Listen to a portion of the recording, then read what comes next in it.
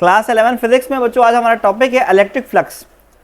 Electric flux का topic start करने से पहले मैंने एक डायग्राम बनाई है। इसमें शो हो रहा है बच्चों एक चार्ज है, पॉइंट चार्ज है प्लस क्यू। आपको पता है पॉइंट चार्ज से जो इलेक्ट्रिक फील्ड लाइन होती है क्या होती है बच्चों? आउटवर्ड होती है ना। तो आपको दिख रहा होगा पॉइंट चार्ज से इलेक्ट्रिक फील्ड लाइन निकल रही हो क्या सारी आउटवर्ड है, ठीक है। और मैंने 3 अलग अलग पॉइंट्स के ऊपर स्मॉल एरिया सपोज कर लिया है। देखो यहाँ ये जो एरिया है वही ये है वही ये, मतलब तीनों एरिया की वैल्यू क्या है बच्चों? सेम। तीनों एरिया की वैल्यू क्या बच्चों? सेम है। अब इलेक्ट्रिक फ्लक्स क्या होता है ये बात समझिएगा कि जितनी ज्यादा इलेक्ट्रिक फील्ड लाइन गुजरती है एरिया से उतना ज्यादा क्या होता है बच्चों? फ्लक्स होता है। क्या होता है? और फ्लक्स बताता क्या है कि किसी भी रीजन में कितना ज्यादा इलेक्ट्रिक फील्ड की मिकदार है। तो मैंने ये कहा भाई यहां पर जो एरिया है हमारा डेल्टा ए, यहां से सिर्फ एक लाइन गुजर रही है बच्चों। इसका मतलब क्या हुआ? यहां पर जो फ्लक्स होगा उसका नाम रख देंगे φ1। यहां पर दिख रहा होगा कि यहां पर जो हमारा एरिया डेल्टा है यहां से 3 इलेक्ट्रिक फील्ड लाइन गुजर रही है। यहां पर फ्लक्स की वैल्यू चेंज हो जाएगी ना, तो लिख देंगे φ2। और यहां पर जो हमारा एरिया है उससे 5 लाइन गुजर रही है, तो हम क्या बोलेंगे? फ्लक्स की वैल्यू क्या होगी? φ3। तो ये बात समझ में आ गई कि जितनी ज्यादा इलेक्ट्रिक फील्ड लाइन एरिया से गुजरेगी कितना ज्यादा क्या होगा बच्चों? फ्लक्स होगा। तो फ्लक्स की वैल्यू सबसे ज्यादा कहां होगी बच्चों? 3 पे। और उससे कम कहां होगी बच्चों? 2 पे, ठीक है। और सबसे ज्यादा φ3 पे, ठीक है। उससे कम जो है वो कहां पर है? φ2 पे। और उससे भी कम कहां है? φ1 पे, ठीक है। तो मैं इसको लिख दूं डेफिनेशन के क्या होता है flux? It is the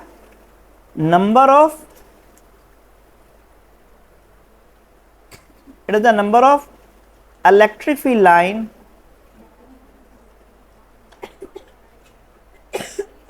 it is the number of electric field lines passing from a surface। जितनी ज्यादा इलेक्ट्रिक फील्ड लाइन गुजरेगी सरफेस से उतना ज्यादा क्या होगा बच्चों? फ्लक्स होगा। और ये हमें क्या बताएगा?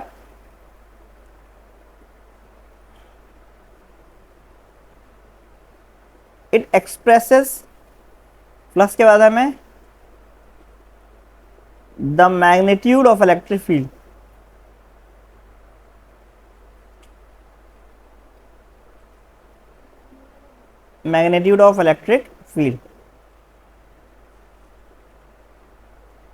in a region।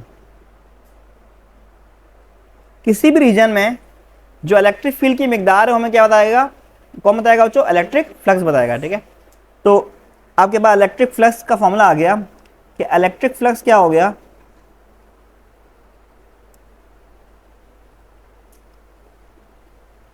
ये बराबर हो गया इलेक्ट्रिक फील्ड लाइन या इलेक्ट्रिक इंटेंसिटी का बात क्या है? एक ही है, इलेक्ट्रिक फील्ड इंटेंसिटी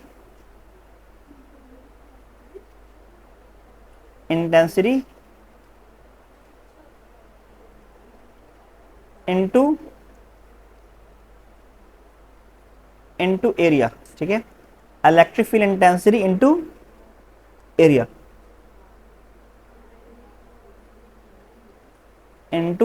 या सरफेस एरिया, ठीक है। अब बच्चों इस बात को मैं आपको समझाता हूं एक एग्जाम्पल से, ठीक है।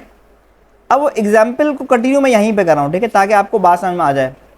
अच्छा भाई, अब एग्जाम्पल समझते हैं बच्चों कि मैं सपोज करता हूं बच्चों, हम चाहते हैं कि रूम के बाहर जो हवा चल रही है वो रूम में आ जाए, ठीक है।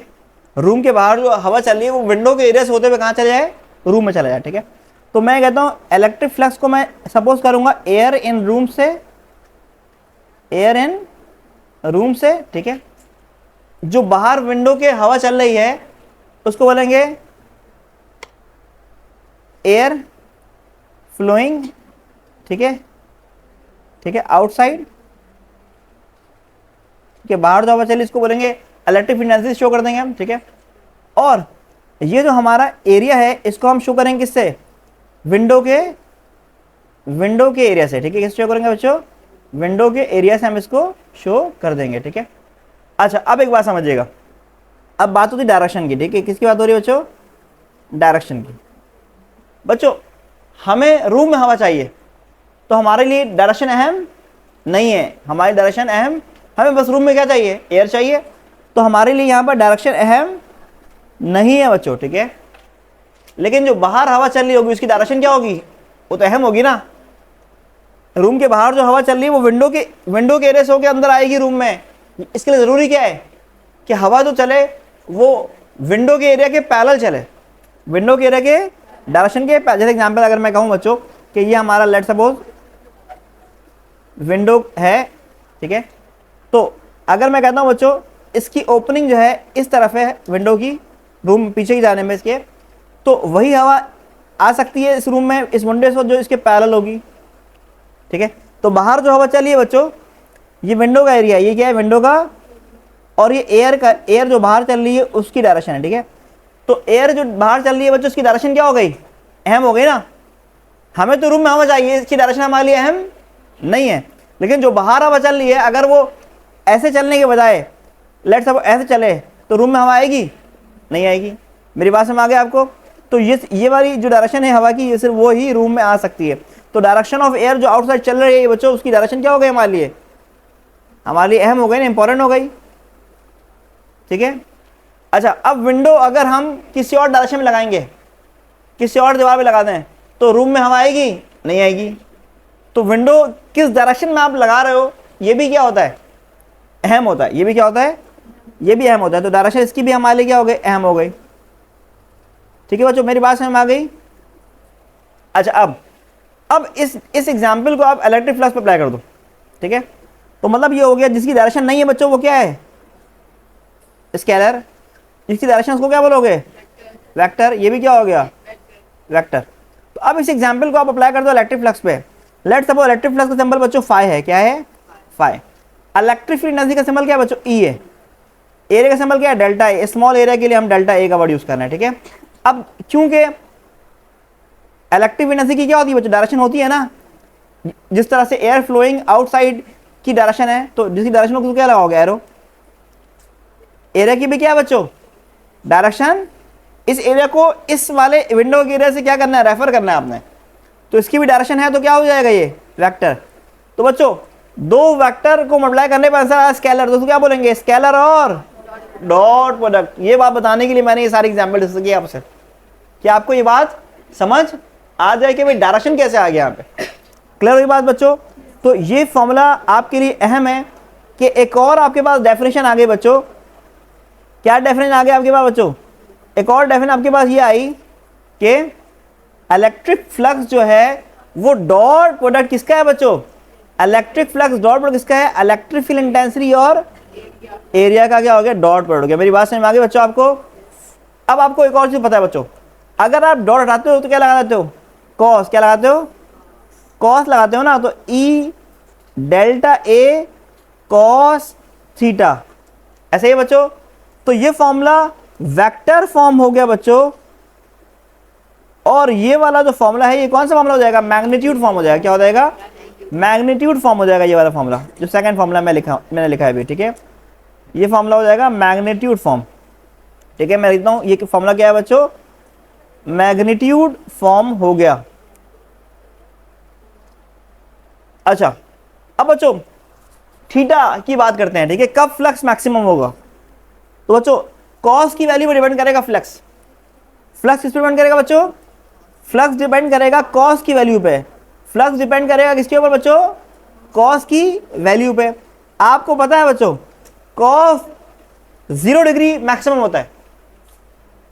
तो मतलब ये होगा थीटा अगर 0 डिग्री होगा तो कॉस की वैल्यू मैक्सिमम होगी और फ्लक्स की वैल्यू क्या हो जाएगी, मैक्सिमम। तो हम ये कहेंगे फ्लक्स की वैल्यू मैक्सिमम होगी, ऐसे लिखते हो मैक्सिमम फ्लक्स, ठीक है, मैक्सिमम फ्लक्स। अब फ्लक्स बच्चों मैक्सिमम कब होगा,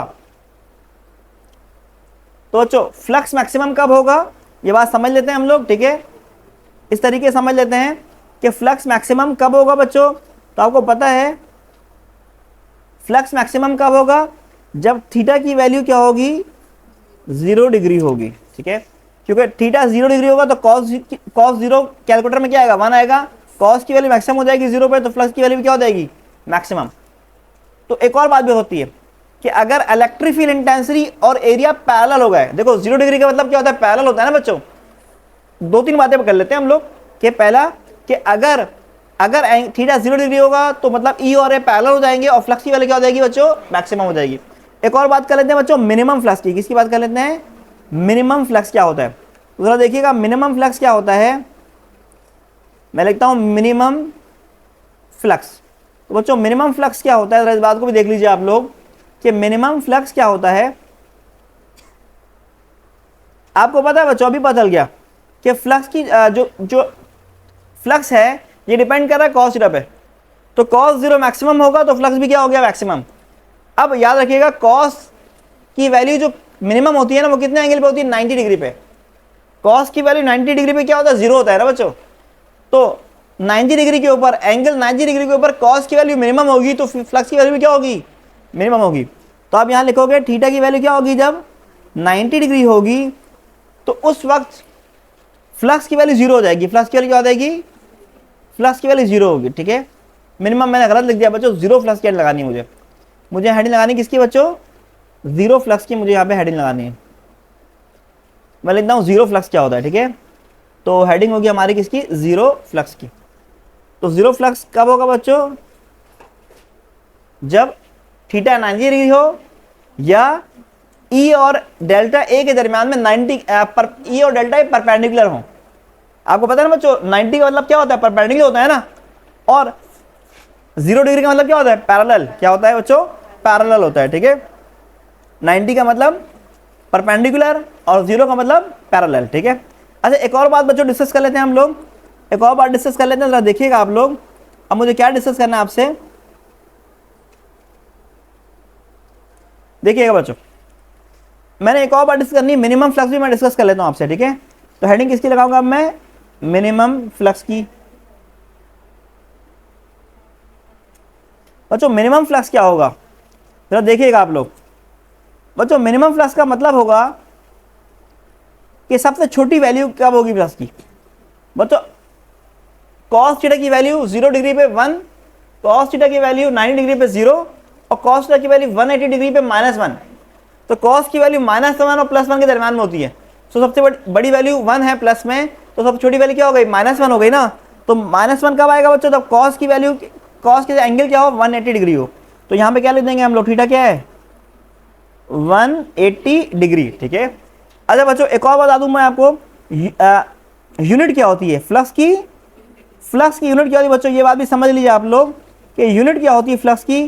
तो बच्चों याद रखना है आपने, फ्लक्स की यूनिट होती है, ठीक है, वेबर्स। क्या होती है, वेबर्स, ठीक है। इसको आप WEB से भी लिख सकते हैं। तो ये आज का हमारा टॉपिक था बच्चों, इलेक्ट्रिक फ्लक्स। क्लास 11 फिजिक्स में हमारा टॉपिक है बच्चों electric flux through surface of sphere. अब सबसे पहले मैं इसके एक्सप्लेनेशन बच्चों पढ़ रहा हूं, सुनिएगा। Consider a point charge +q is placed at the centre of sphere of radius r। हमने पहले कंसीडर किया एक पॉइंट चार्ज +q और इसको कहां रख दिया बच्चों, इस स्फीयर के सेंटर पे रख दिया जिसका रेडियस क्या है, r है, ठीक है। और उसके बाद हम चाहते हैं in order to determine electric flux through surface of sphere we have to divide the surface area into n number of small but equal parts such that the direction of electric field intensity on each small area become parallel। इसका मतलब क्या है बच्चों, हम चाहते हैं ये जो स्फीयर है ना, इस स्फीयर के सरफेस से कितना इलेक्ट्रिक फ्लक्स पास हो रहा है ये क्या करें, फाइंड करें। हम नहीं चाहते स्फीयर से फ्लक्स निकालना नहीं चाहते, हम चाहते हैं स्फीयर के सरफेस से जितना फ्लक्स पास हो रहा है सिर्फ वो निकालें, ठीक है, स्फीयर के सरफेस से। तो हमें क्या करना होगा, ये जो स्फीयर है ना बच्चों, इसके सरफेस को डिवाइड करना होगा n number of small but equal parts में। जैसे एग्जांपल मैं कहता हूं टोटल एरिया बच्चों इसका क्या है, लेट्स सपोज डेल्टा ए है। लेट्स सपोज इस स्फीयर का टोटल एरिया क्या बच्चों, डेल्टा ए है, ठीक है। तो हम क्या करेंगे, इसको तोड़ेंगे कितने पार्ट्स में, n number of small but equal part. जैसे example delta A1, delta A2, ठीक है, और dot dot delta AN, n number of small but equal part में तोड़ा। मतलब ये सारे एरिया इक्वल है बच्चों, सारे एरिया का साइज क्या है बच्चों, इक्वल है, लेकिन नाम चेंज रखा है। क्यों, क्योंकि इन सब की डायरेक्शन क्या है बच्चों, अलग अलग है, इसीलिए हमने इनका नाम क्या कर दिया, चेंज कर दिया। जैसे एग्जांपल आपको दिख रहा होगा ये स्मॉल एरिया मैंने सपोज किया है, मैंने ये स्मॉल एरिया सपोज किया है कहां पर, इस स्फीयर के सरफेस पे एक स्मॉल एरिया सपोज कर लिया। तो एक स्मॉल एरिया यहां पर है बच्चों, दूसरा यहां पर भी हो सकता है नीचे की जानिब, तीसरा यहां भी हो सकता है, चौथा यहां भी हो सकता है। ऐसे समझ लो बच्चों कि आपके सामने एक फुटबॉल है और उस फुटबॉल को आप बनाते हो बहुत सारे छोटे छोटे पीसेस को जोड़ के। तो एक पीस अगर ऊपर अगर लगा होगा तो इसकी डायरेक्शन ऊपर होगी और इलेक्ट्रिक फील्ड की डायरेक्शन भी कहाँ होगी, ऊपर होगी। अगर दूसरा पीस नीचे लगा हुआ है तो उसकी डायरेक्शन नीचे है, इस एरिया की, इस स्मॉल एरिया की डायरेक्शन क्या है बच्चों, नीचे है। और यहाँ पर जो इलेक्ट्रिक फील्ड इंटेंसिटी होगी उसकी डायरेक्शन भी क्या होगी बच्चों, नीचे की जानिब होगी। ऐसा समझ लो बच्चों, हमने ऐसा क्यों किया, हमने इस स्फीयर को स्मॉल पार्ट्स में तोड़ा क्यों, क्योंकि जो सेंटर पे चार्ज रखा है ना आपने, इससे इलेक्ट्रिक फील्ड इंटेंसिटी की डायरेक्शन हर तरफ होगी, हर जानिब होगी। तो कोई एक डायरेक्शन इलेक्ट्रिक फील्ड इंटेंसिटी की नहीं होगी, इसलिए हमने एक साथ पूरा सरफेस ऑफ स्फीयर को सपोज नहीं किया है। मेरी बात समझ आ रही है आपको? जो सेंटर पे चार्ज रखा गया है ना, इससे इलेक्ट्रिक फील्ड इंटेंसिटी हर जानिब होगी। सेंटर पे रखा हुआ चार्ज है एक स्फीयर के, तो हर डायरेक्शन में उसकी डायरेक्शन होगी इलेक्ट्रिक फील्ड इंटेंसिटी की। तो हम एक साथ पूरा सरफेस ऑफ स्फीयर सपोज नहीं कर सकते। तो हमने क्या किया, इस स्फीयर के सरफेस को बहुत छोटे छोटे पार्ट में तोड़ दिया, जैसे एग्जांपल फुटबॉल को बनाया गया है बहुत छोटे छोटे पार्ट्स को मिला के। तो अगर एक स्मॉल पार्ट ऊपर की जानिब है तो उसकी डायरेक्शन ऊपर होगी, इस एरिया की डायरेक्शन ऊपर होगी और यहाँ पर ई भी ऊपर होगा। इसके बराबर में अगर एक और स्मॉल पार्ट है तो उसकी डायरेक्शन इधर होगी, तो इसका एरिया भी इधर होगा। अगर यहाँ पर है बच्चों स्मॉल एरिया इधर है तो यहाँ पर ई इस तरफ होगा, तो डेल्टा ए भी इसका इधर ही होगा। तो हम क्या करेंगे आखिर में, हम चाहते हैं टोटल फ्लक्स निकालें, तो हम क्या करेंगे, हर छोटे पार्ट पे जो फ्लक्स आ रहा है उसको क्या करेंगे, जमा कर देंगे। टोटल फ्लक्स निकालने क्या करेंगे, हर स्मॉल पार्ट के फ्लक्स को क्या करेंगे, ऐड करेंगे। इस तरह क्या होगा बच्चों, आपके पास क्या आ जाएगा, टोटल फ्लक्स आ जाएगा। मेरी बात समझ आ रही है बच्चों आप लोगों को? अब आपको क्या करना है, आपको पता है फाई का फॉर्मूला होता है ई डॉट डेल्टा ए। तो फाई वन क्या होगा, E dot delta A one, ठीक है बच्चों। फाई टू क्या होगा, E dot delta A two, ठीक है बच्चों। और इसके बाद dot dot dot phi n क्या होगा, E dot delta A n. मेरी बात समझ आ रही है आप सबको? आपको पता है डॉट हटाते क्या लगाते हैं, कॉस। तो आपने डॉट आना है और क्या लगाना है, cos E delta A one cos 0 degree. इसके बाद डॉट आना अगेन, क्या लगाना है, E delta A two cos 0 degree. फिर dot dot dot E dot delta A N क्या होगा, E delta A N cos 0 degree. बच्चों आपको पता है कॉस 0 क्या होता है बच्चों, 1 होता है। Again E delta A two आ गया बच्चों, और कॉस 0 क्या होता है, 1। Dot dot dot E delta A N लिखा है, ई डेल्टा ए एन और कॉस 0 1। बच्चों इन सब में कॉमन क्या आ रहा है, ई कॉमन आ रहा है। क्या कॉमन आ रहा है बच्चों, ई कॉमन आ रहा है ना, ई कॉमन निकाल लीजिए। तो बचेगा delta A one plus delta A two, और उसके बाद सब सारे डेल्टा ए ऐड हो जाएंगे, तो क्या आएगा, डेल्टा ए एन।